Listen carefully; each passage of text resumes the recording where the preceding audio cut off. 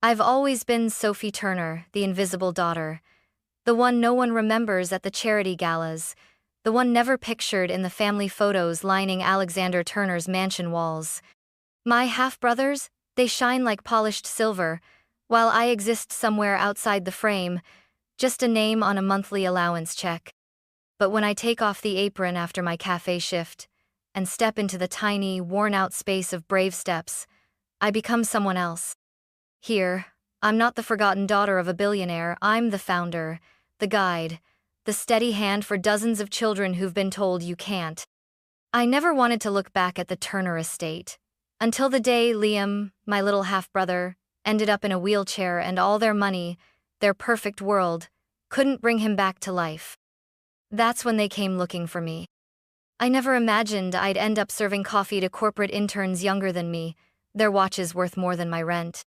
But here I am, wiping tables at a corner cafe in Brooklyn, pulling double shifts, and pretending the Turner name doesn't belong to me.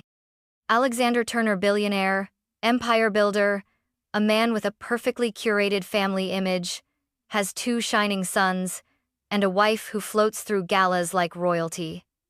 And me?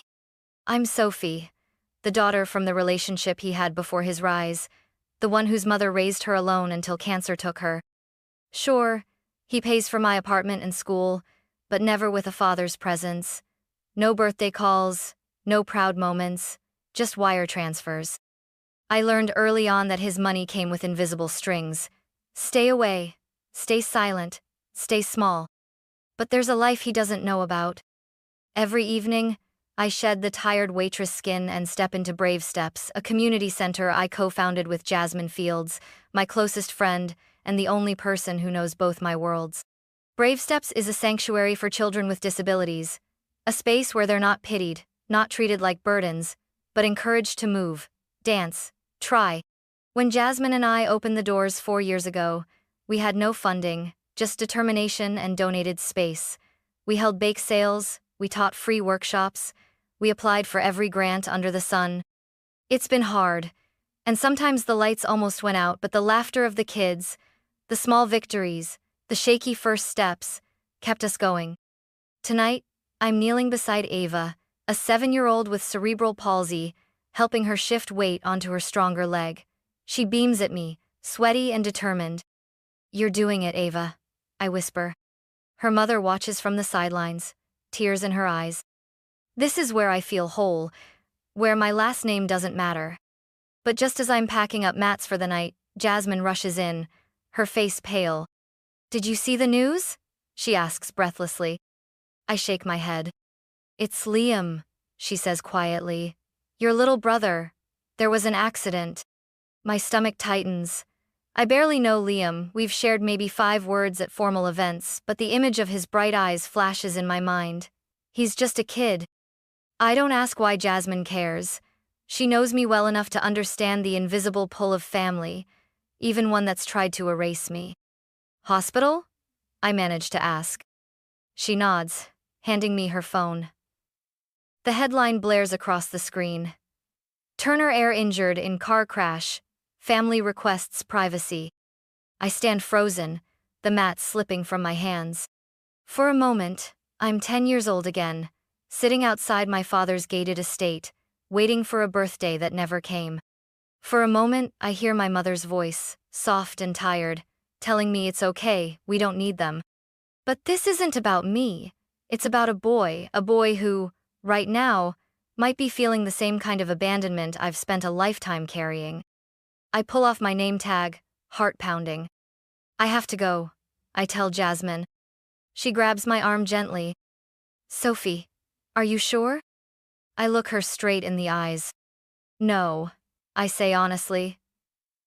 "But maybe he needs someone who understands what it feels like to be left behind." And with that, I walk out into the cold night, the Turner name weighing heavier on my shoulders than it has in years. I hadn't been to the Turner estate in years. As I approached the towering gates the next morning, I felt the same old tightening in my chest, the feeling I used to get as a child when I stood here, waiting to be let in, only to be told, "Not today, Sophie." But today, they let me in. A sleek black car waited by the front steps. Inside, Liam's nanny sat with red eyes, clutching her phone. I barely nodded. My focus was on the house, where everything gleamed too perfectly. Inside, the air was thick with tension. I could hear raised voices down the marble hall. "We've already hired the best," Victoria Turner's sharp voice snapped. "We don't need some community nonsense." I stepped closer. Through the open door, I saw my father standing by the window, his shoulders hunched in a way I'd never seen. Victoria, his wife, paced like a storm. "Liam refuses to go to therapy, Alex," she said, her voice brittle. "He just stares out the window. We can't force him." "He's terrified," my father said quietly. For a second, they both fell silent. I didn't plan to speak, but something inside me surged up.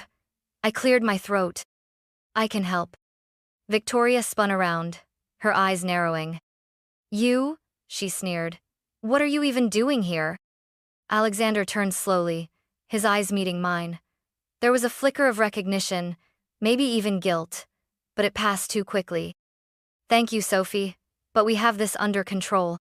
I took a breath. "With respect, you don't." Victoria's mouth opened, but I didn't let her interrupt. "I run BraveSteps," I continued. "I've spent the last 4 years helping kids like Liam find joy again. You can throw money at the best doctors, but they can't reach him if his heart's shut down." For a second, I thought Alexander might actually listen, but then Victoria stepped in, her arms crossed. "This is family business," she said coldly. "And you," she let the word hang, dripping with dismissal, "are not part of this family." The words stung, more than I wanted to admit. Before I could answer, a soft voice came from behind me. "Sophie?" I turned. Liam sat in his wheelchair, thin, pale, his blonde hair falling over his eyes. "You're my sister, right?" he asked shyly. I knelt beside him, forcing a smile. "Yeah, buddy. I'm Sophie." He gave a small, uncertain smile. "I remember you. From the Christmas party. You brought me a toy car." My throat tightened. "I did," I whispered. Can you show me the place where you work?" Liam asked quietly. "The one with the dancing kids?" Victoria looked like she was about to explode, but Alexander lifted a hand, stopping her. "I want to go," Liam said softly. And just like that, the room shifted. Alexander's eyes moved from his son to me, a long, weighted glance. "Fine," he said quietly. "Take him. But if anything goes wrong..." I didn't let him finish. "It won't," I promised. As I wheeled Liam out, he clutched my hand tightly. "I'm scared, Sophie," he whispered. I squeezed his fingers gently. "Me too," I admitted. But sometimes, scared is where the best stories start. And together, we left the mansion, two strangers bound by blood, and maybe, just maybe, by something deeper. When I opened the doors of BraveSteps for Liam, his eyes grew wide. The center was nothing fancy: chipped walls, mismatched chairs, a floor patched in places with duct tape, but inside, the air buzzed with laughter and music. Kids in wheelchairs spun slowly to soft rhythms, others shuffled with braces on their legs, guided by patient volunteers. Here, no one stared, no one judged. Liam clung to me as we entered, his small fingers tight around mine. "Are you sure it's okay I'm here?" he whispered. I crouched to meet his eyes. "It's more than okay, Liam," I said softly. "This place is made for you." Jasmine spotted us from across the room, her face breaking into a surprised smile. "This is him?" she asked, coming over. I nodded. "Jasmine, meet Liam. Liam, this is Jasmine. She helps me run this place." Liam gave a shy wave, his shoulders hunched. I could feel how small and overwhelmed he was. He'd grown up in a world of silk suits and marble floors. This was the opposite: noisy, chaotic, raw. A little girl named Emily rolled by in a glitter-covered wheelchair, stopping beside Liam. "Hey," she said simply. "Want a race?" Liam's eyes widened. I can't." Emily grinned. "Neither can I. That's why it's fun. To my amazement, Liam gave the tiniest, trembling smile. I helped him settle near the main room, watching as Jasmine gently introduced him to a few kids his age. For the first time in days, he wasn't just the injured Turner heir. He was a kid among kids, fumbling, giggling, unsure, but alive.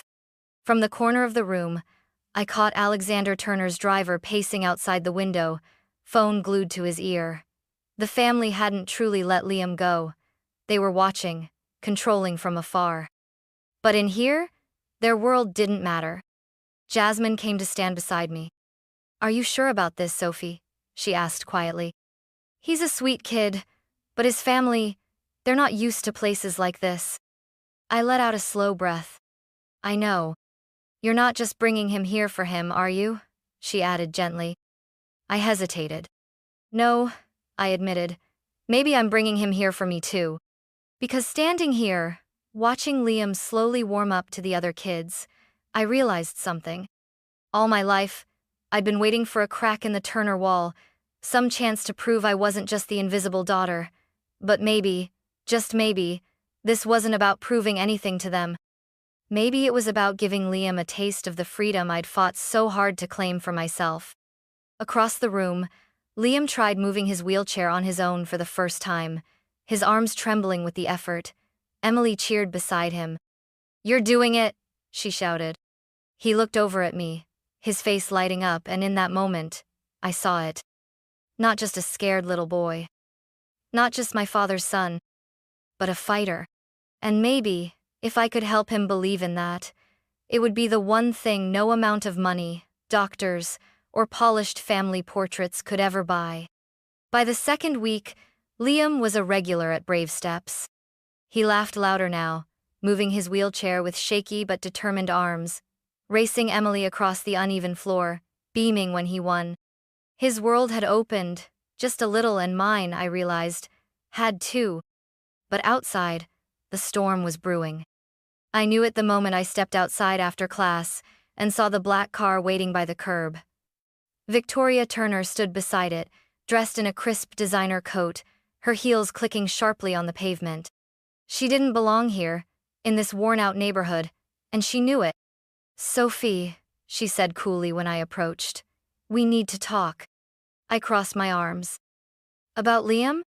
She smiled, tight-lipped. "About boundaries." She wasted no time. "You've had your little experiment," she began. "But Liam is part of our family. We appreciate your enthusiasm, but we have professionals for this. You're not needed." The words hit me harder than I expected. Not needed. Just like when I was 8, watching Victoria pose for photos with her perfect family, while I stood at the edge of the frame, invisible. I drew a slow breath. "With respect, Victoria, Liam asked to come here. He's making progress. He's happy." Her smile hardened. "And he will be happier, surrounded by the right people. You've had your fun, Sophie, but this isn't your place." Behind her, Alexander stepped out of the car, looking unusually tired. "Victoria," he said softly, "enough." She turned to him, surprised. "Alex." He raised a hand. "I've seen the videos Liam's been sending me. I haven't seen him smile like that in weeks." Victoria's mouth tightened. "This is a circus, Alex." "It's working," he said simply. For a heartbeat, we all stood frozen. Then, quietly, Alexander turned to me. "Tomorrow night, there's a gala," he said. "The press will be there. They'll want to see Liam. Would you come?" I stared at him, stunned. "Come?" I echoed. "To stand with us," he said, "with the family." The words I had longed to hear, but now, they tasted strange. I thought of BraveSteps, of the mismatched chairs and handmade posters, of Liam racing across the cracked floor, grinning at his own small victories. I wasn't sure where I belonged anymore. But I looked at Liam, watching nervously from the center, and I knew one thing: wherever he needed me, that's where I'd be. I nodded slowly. "I'll be there." Victoria's glare could have frozen the sun. But for the first time in my life, I didn't care. The gala was everything I remembered and everything I'd learned to hate. Crystal chandeliers sparkled above rows of tuxedos and evening gowns. Waiters glided between tables with trays of champagne, and photographers circled like hawks, searching for their next glossy headline. I stood near the edge, feeling out of place in my simple navy dress. Jasmine had helped me pick it, whispering, "You'll look stunning no matter what they say."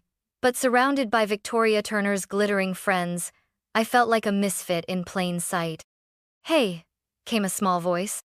I turned to see Liam in his wheelchair, wearing a sharp little suit, his blonde hair neatly combed. His eyes sparkled when he saw me. "You came?" he said softly. I smiled and knelt beside him. "Of course I did." He reached out, squeezing my hand tightly. "I'm scared," he whispered. I squeezed back. "Me too." A hush fell over the room as Alexander Turner took the stage. The billionaire CEO, the headline magnate, the man who never showed weakness tonight, even he looked a little nervous. "Thank you all for joining us," he began, voice smooth but taut. "Tonight, we celebrate the work of the Turner Foundation and our commitment to pediatric rehabilitation." I felt a ripple go through the crowd. Of course, the reporters were here for the big reveal, the family's new charitable focus, the perfect PR moment. But then, Alexander's eyes found me in the crowd. "And tonight," he continued, his voice softening, "I want to introduce someone who has made a difference I never expected." Heads turned, whispers rippled.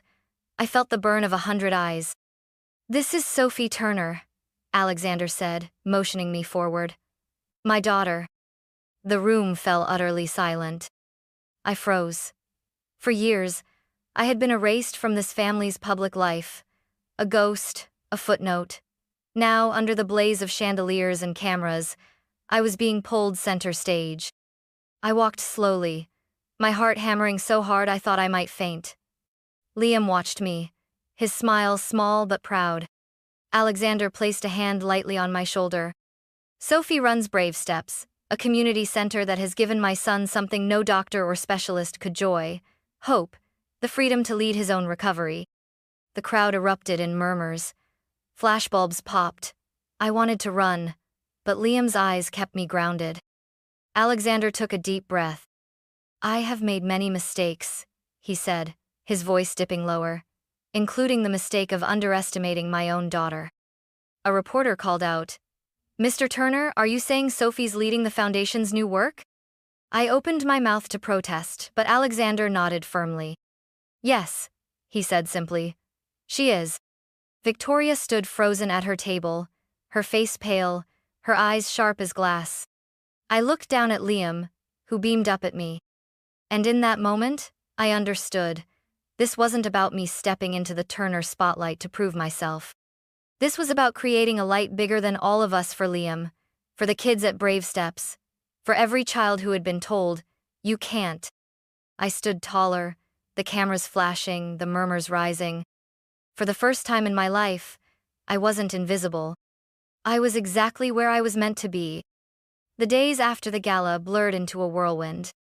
Reporters camped outside BraveSteps, snapping photos of kids arriving for therapy.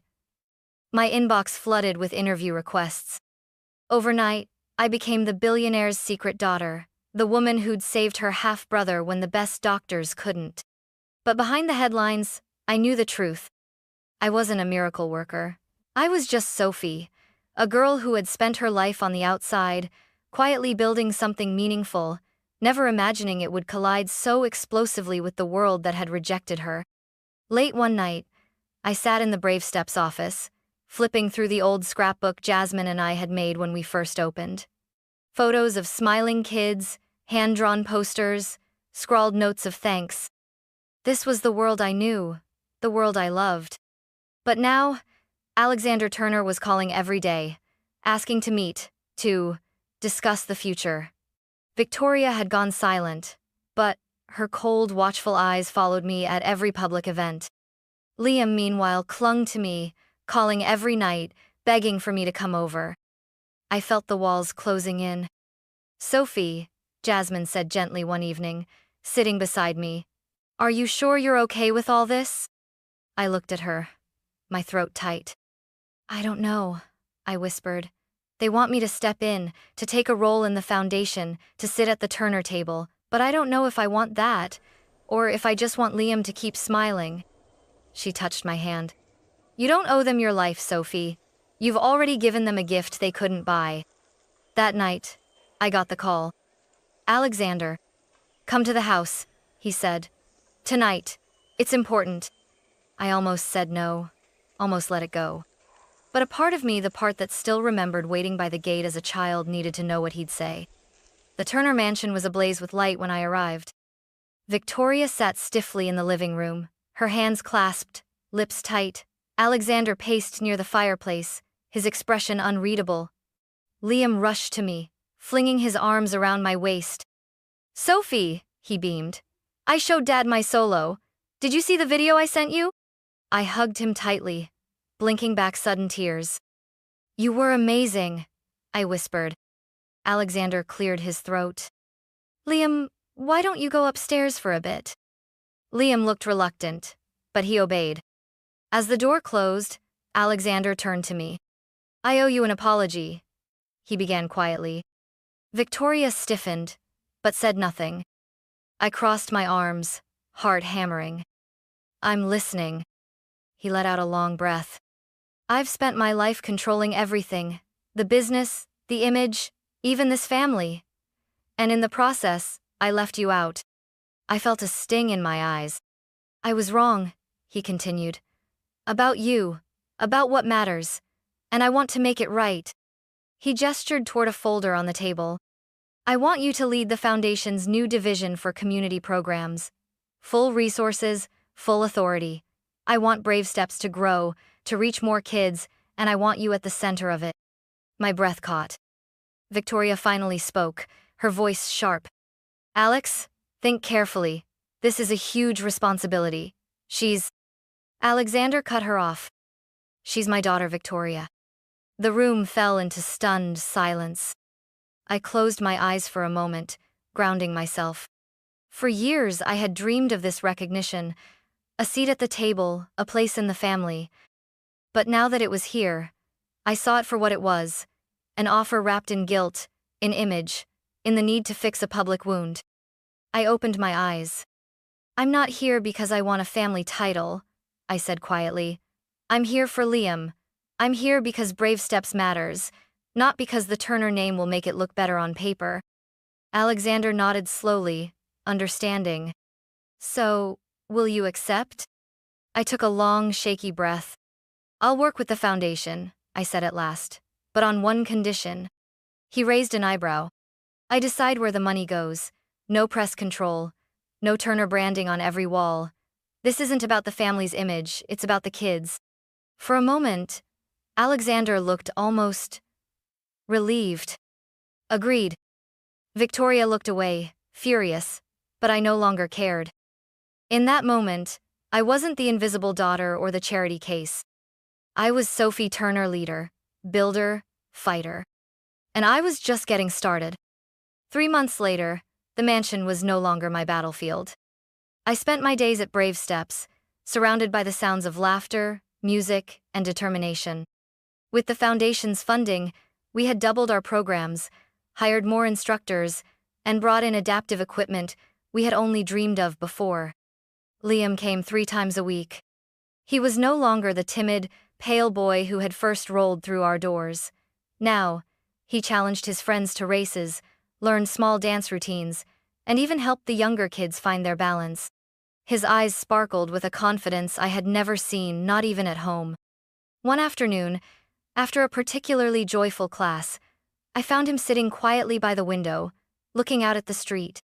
Sophie, he asked softly, are you really my sister? I sat beside him, heart squeezing. Yeah, buddy, I whispered. I am. He played with the edge of his sleeve, thoughtful. Why didn't you ever come over before? I swallowed hard. Because sometimes adults make mistakes, big ones. But I'm here now, and I'm not going anywhere. He smiled, small but sure, and leaned his head against my arm. Meanwhile, at the Turner house, Things had shifted, but only a little. Victoria remained distant, polite, but cold.